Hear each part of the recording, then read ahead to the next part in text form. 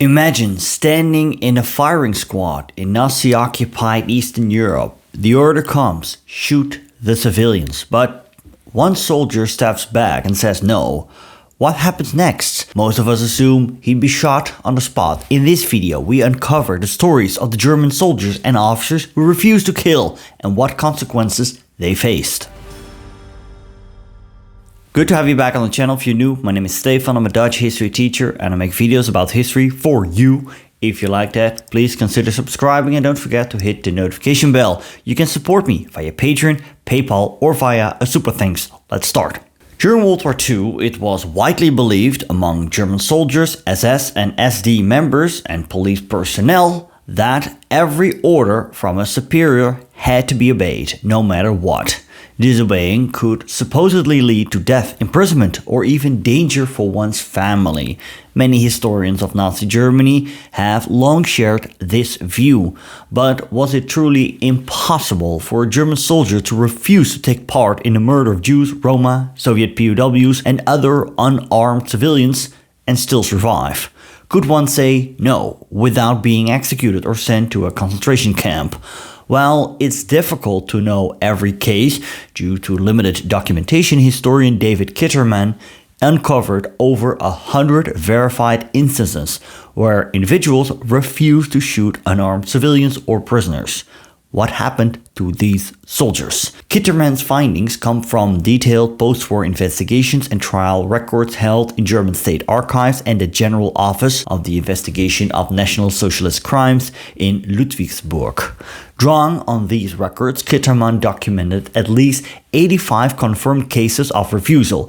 Expanding on earlier research, Kitterman's study does not only examine what happened to those who refused, but also how they resisted, why they made that choice, and what legal and personal factors influenced their decisions. His work sheds light on a rarely discussed aspect of Nazi Germany, that some individuals, even within the machinery of terror, found the courage to say no.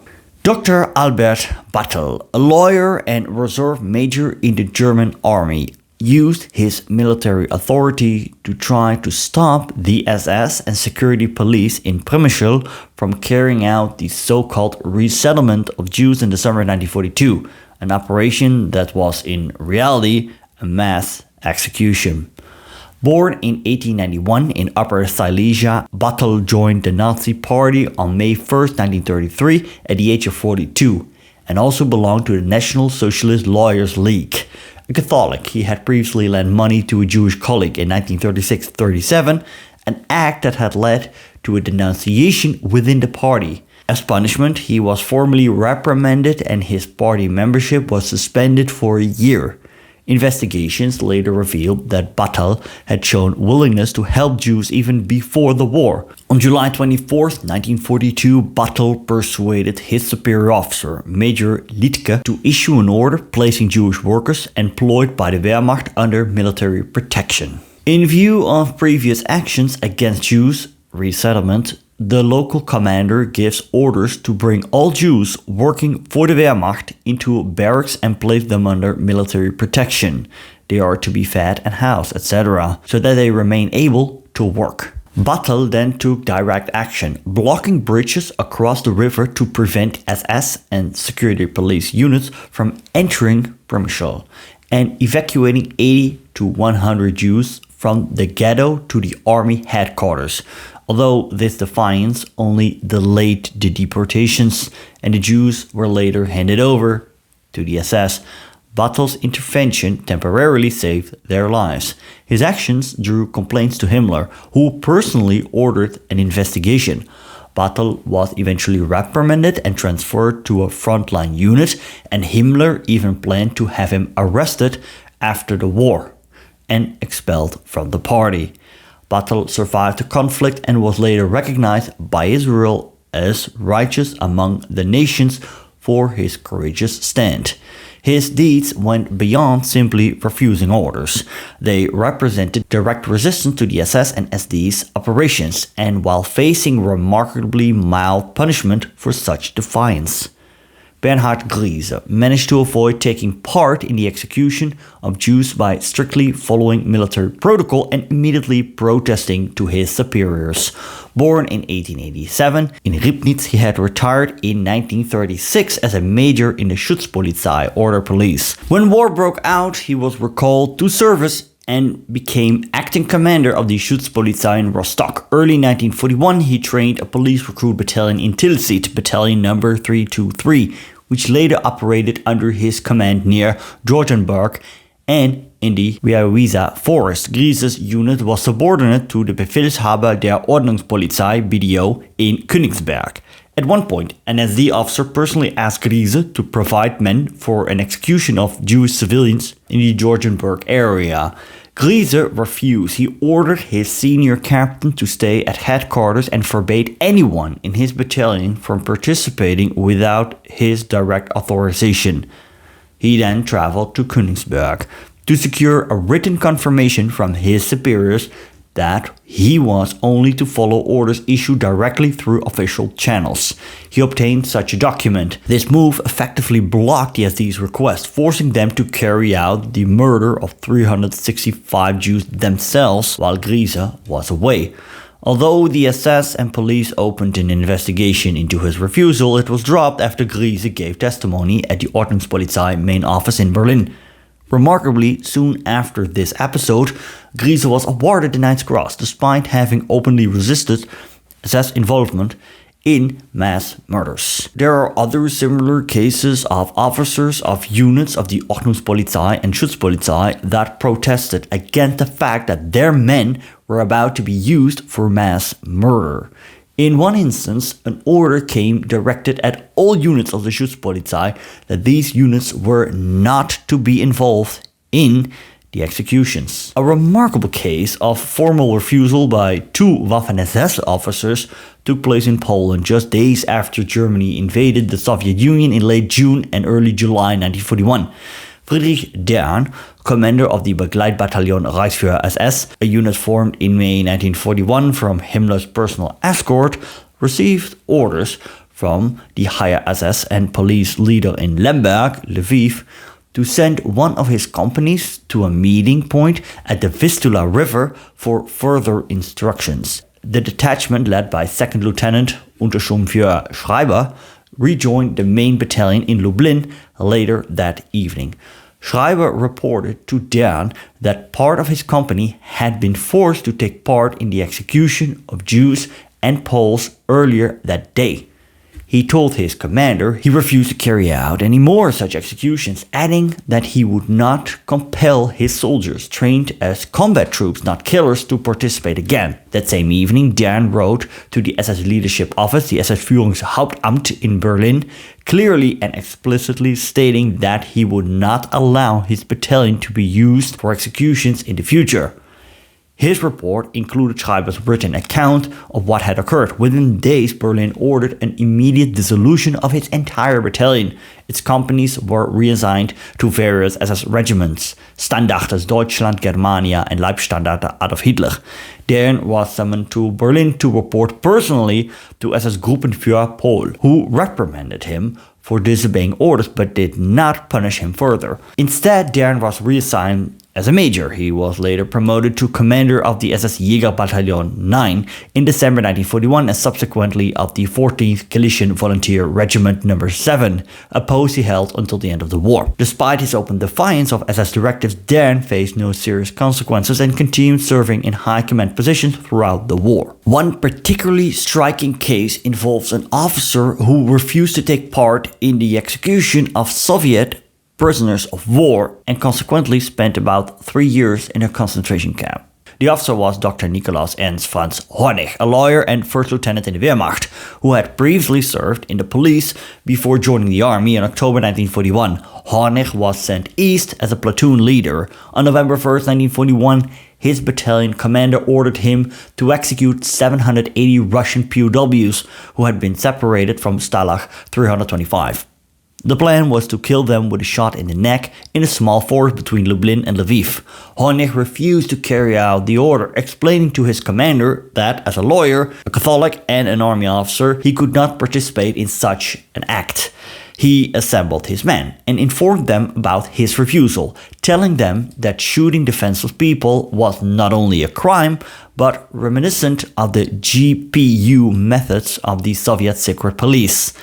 None of his men took part in the killings, though they were later ordered to guard the perimeter of the execution site.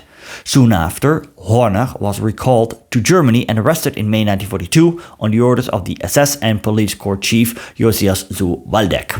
He was charged not primarily for disobedience, but for undermining military morale. Wehrkraftersetzung by setting an example that might encourage refusal among others. His first trial in November 1942 resulted in a sentence of 3 to 4 years in prison for undermining morale. A second trial in March 1945 increased the sentence to 6 or 7 years. During this time, from November 1942 until the end of the war, Hornig was imprisoned in Buchenwald concentration camp. Because Hornig based his refusal on German military law, Himmler reportedly considered the sentence too lenient and refused to sign them.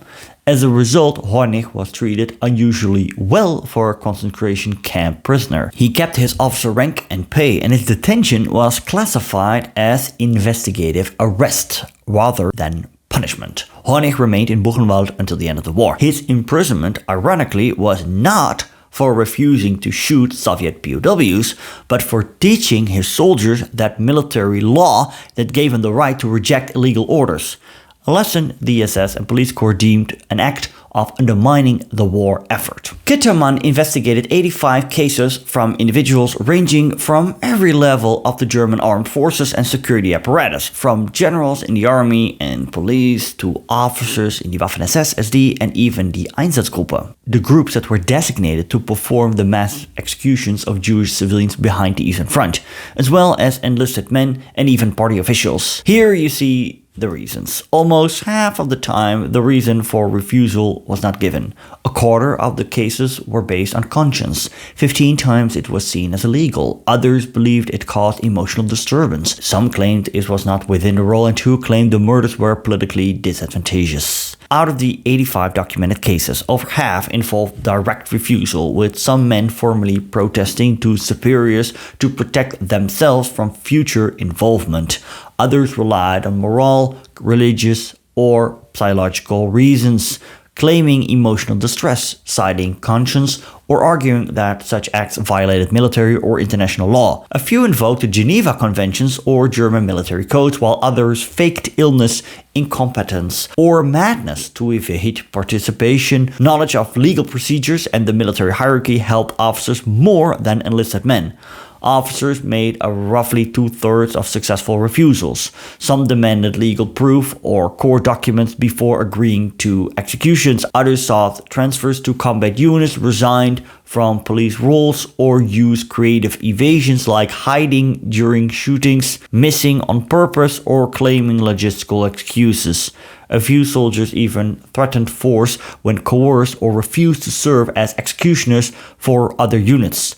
In the book of Christopher Browning named Ordinary Men, Reserve Police Battalion 101 and the Final Solution in Poland, Reserve Police Battalion 101 under Major Wilhelm Trapp was ordered to round up the 1,800 Jews of Józefów in Poland. This time, however, the majority of the Jews were not to be deported.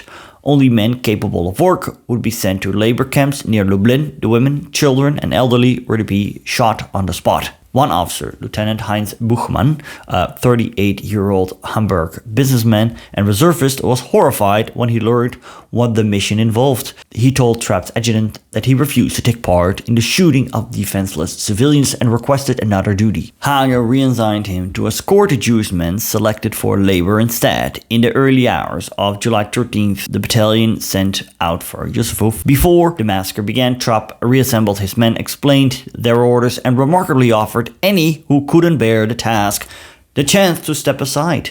Only a dozen men accepted his offer and were reassigned, while the rest prepared to carry out the killings.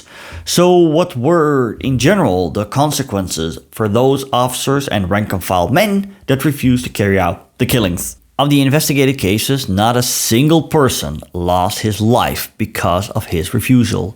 In more than half of the cases, there was no negative consequence at all. Reprimands or threats to be sent to the front, a camp, or put on rapport happened in a dozen of cases, as well as a transfer to another unit or transfer back to Germany.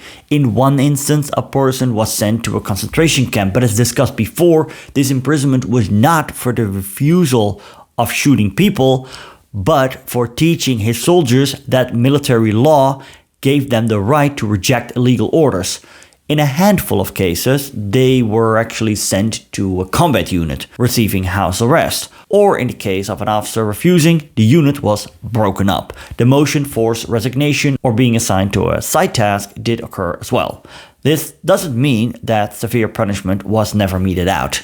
There is a case of Josef Schulz, a German soldier of the 714th Infantry Division, who allegedly refused to take part in an execution of Yugoslav civilians and was shot with the hostages. However, historians dispute the veracity of the story, and some consider it to be a legend rather than a fully verified fact.